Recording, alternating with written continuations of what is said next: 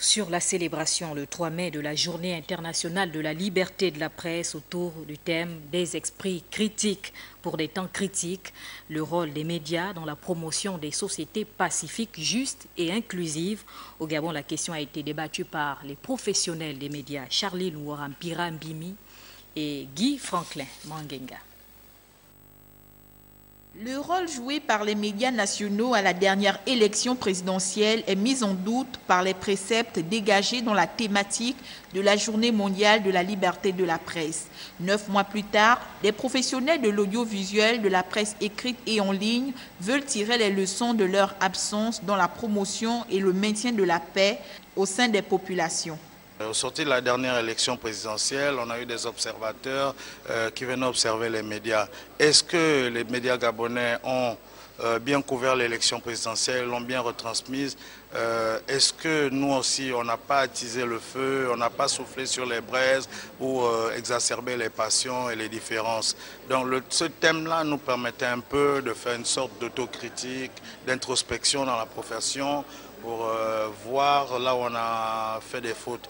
Au terme de ces 2 journées de réflexion, des recommandations ont été prises, parmi lesquelles création d'une école de formation et de renforcement des capacités des journalistes, mettre en place un comité de pilotage sur la réforme de l'audiovisuel chargé de revisiter les textes de loi et en initier d'autres pour combler certains vides juridiques. Le gouvernement entend jouer sa partition pour ce qui est de la mise en application de ces recommandations.